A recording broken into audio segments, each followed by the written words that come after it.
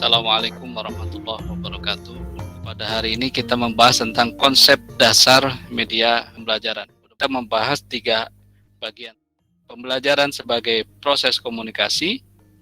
Kemudian yang kedua, kedudukan media dalam sistem pembelajaran. Dan yang ketiga, pengertian media pembelajaran. Pengertian media pembelajaran, ya. Ini karena definisi biasanya kita ambil dari beberapa sumber, ya. Media pembelajaran adalah teknologi pembawa pesan yang dimanfaatkan untuk keperluan pembelajaran.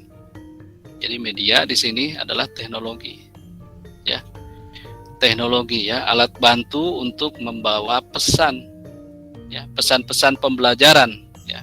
Di sini pesan-pesan pembelajaran dalam hal ini adalah materi, gitu ya, materi melalui teknologi untuk keperluan pembelajaran. Atau ada pengertian lain, segala bentuk atau saluran, ya, channel tadi yang dipergunakan untuk proses penyaluran informasi, ya, informasi-informasi tentang pembelajaran, ya, informasi atau materi tentang pembelajaran. Berikutnya, secara sederhana, media pembelajaran adalah sarana untuk menampilkan dan menyampaikan pesan pembelajaran. Oh ya, di sini teman-teman perlu bedakan, satu ada media ansih, ya, artinya dia media sendiri. Kemudian ada media pembelajaran, ya.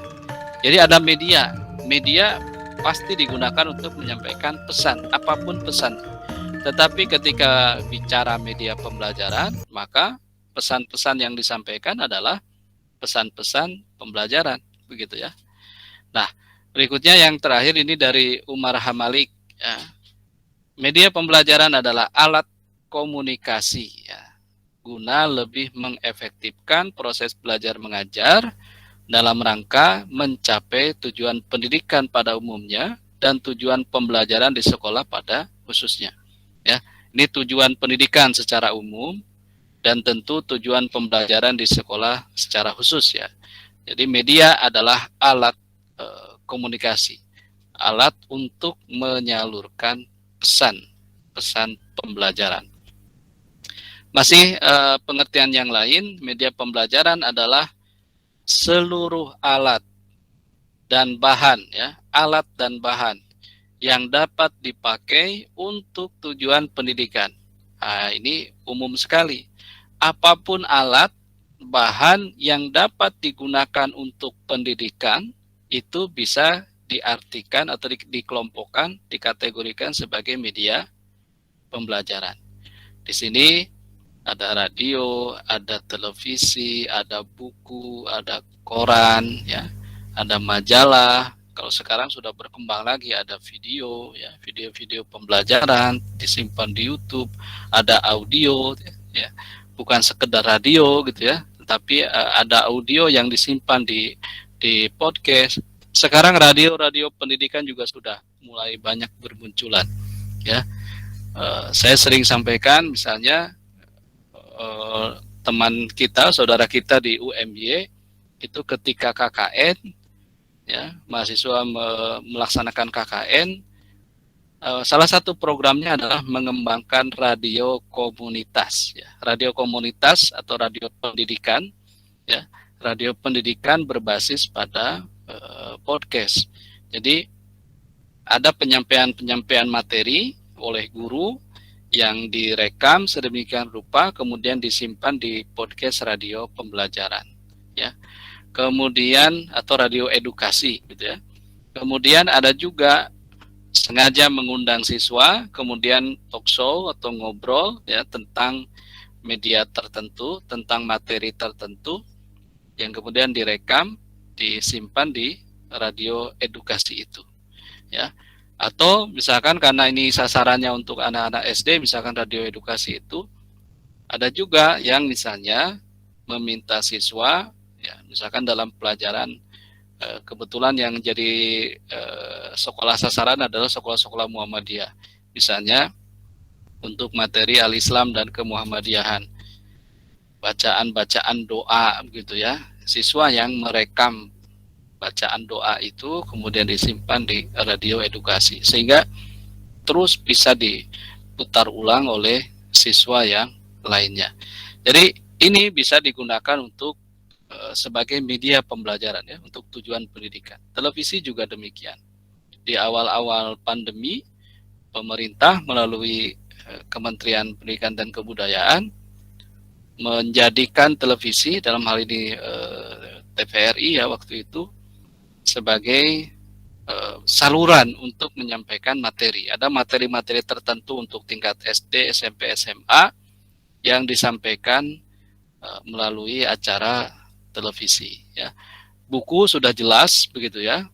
Aktivitas pembelajaran kita didukung oleh buku. Bahkan sering muncul buku adalah satu-satunya sumber pembelajaran karena di buku itu semua bahan materi itu disusun sedemikian rupa untuk proses pembelajaran. Walaupun sebenarnya konsep itu tidak berlaku lagi. Buku hanya salah satu saja untuk sumber belajar siswa gitu ya. Buku bukan satu-satunya sumber belajar karena ada banyak sumber lain, ada banyak media lain yang bisa digunakan untuk pembelajaran. Seperti tadi di koran, ya televisi gitu ya dan lain sebagainya. Majalah juga demikian bisa digunakan untuk sumber belajar. Lalu guru-guru yang kreatif biasanya buka koran, buka majalah, kemudian ada yang menarik, digunting dulu ya berita atau harus digunting, dibuat clipping, kemudian dibawa ke sekolah, dibawa ke proses pembelajaran. Didiskusikanlah apa berita yang terjadi, berita yang hangat atau artikel yang diperoleh dari majalah. Jadi ini lebih luas, teman-teman. Media pembelajaran itu adalah seluruh alat, seluruh bahan yang digunakan untuk tujuan pendidikan. Ya. Apapun itu alatnya, apapun bahannya, sepanjang digunakan untuk tujuan pendidikan, maka kita bisa sebut sebagai media pembelajaran. Terakhir teman-teman, tentang ciri-ciri media pembelajaran ya. Tadi bahwa semua alat bahan itu bisa kita kategorikan sebagai media pembelajaran sepanjang digunakan untuk tujuan pembelajaran atau untuk tujuan pendidikan. Nah, berikut adalah ciri-ciri dari media pembelajaran. Ada 3 ciri besar untuk media pembelajaran. Yang pertama adalah ciri fiksatif, ya. Kemudian yang kedua adalah ini mestinya 2, ciri manipulatif, ya. Yang ketiga adalah ciri distributif.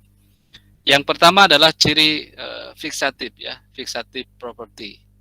Ciri ini menggambarkan kemampuan media untuk merekam, menyimpan, melestarikan, dan merekonstruksi kembali apa yang disimpan itu, suatu peristiwa atau objek.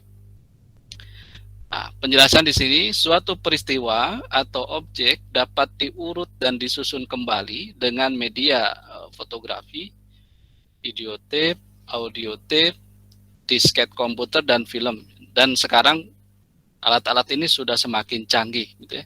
Jadi suatu peristiwa objek tertentu yang terjadi di masa lampau misalkan ya, itu bisa diurut, bisa disusun kembali dengan berbagai bantuan media ya. Kemudian objek yang telah diambil gambarnya dengan kamera atau dengan video kamera dengan mudah dapat direproduksi ya tadi. Direproduksi kapan saja diperlukan ya. Direproduksi artinya menjadi diproduksi kembali gitu ya kapan saja diperlukan karena media memiliki kemampuan merekam, menyimpan, melestarikan, merekonstruksi suatu peristiwa atau objek. Artinya suatu peristiwa itu bisa direproduksi kembali kapan saja dengan apa yang sudah kita rekam, apa yang sudah kita simpan. Media memungkinkan suatu rekaman kejadian atau objek yang terjadi pada satu waktu tertentu ditransformasikan tanpa mengenal waktu. Nah, perkuliahan hari ini misalnya saya rekam, kemudian saya simpan gitu ya, saya rekonstruksi gitu ya. Saya reproduksi, saya simpan di YouTube misalkan nanti Dia bisa ditransformasikan kapan saja tanpa mengenal waktu. Teman-teman mau putar kapan saja itu bisa. Ini ciri yang pertama ya, ciri fiksatif.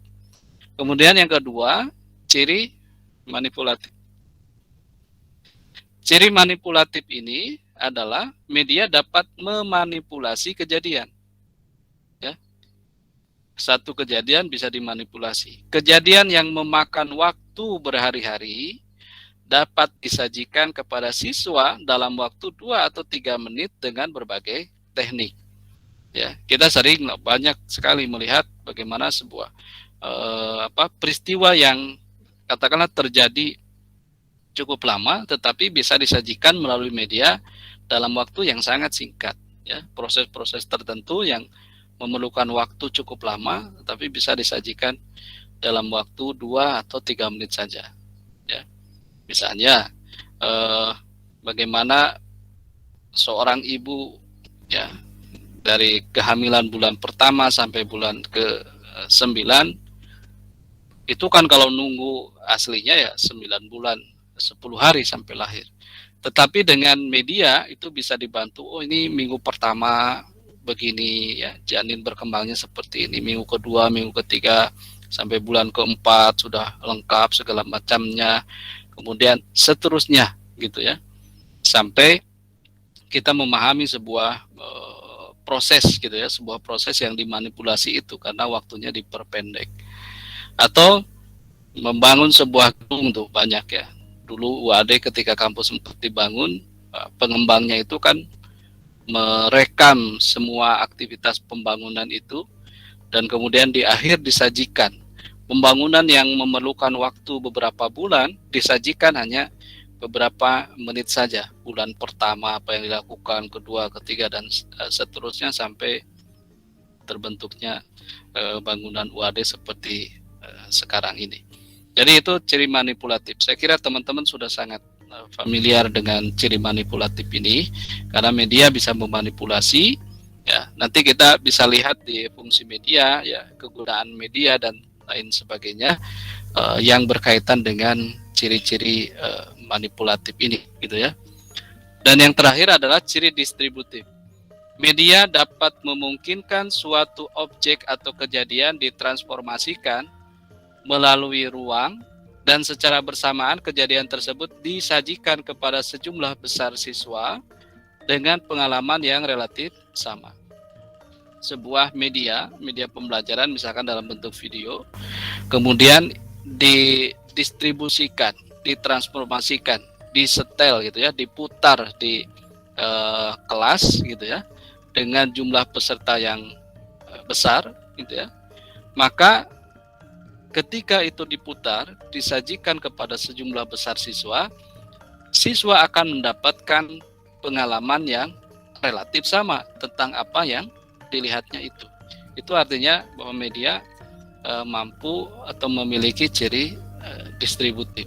Bisa didistribusikan tadi kapan saja ya, ditransformasikan kapan saja, di mana saja, gitu ya, kepada sejumlah besar siswa. Dalam hal ini media pembelajaran. Dan siswa memiliki pengalaman yang relatif sama. Artinya siswa menerima pesan itu relatif sama dengan satu media yang ada itu.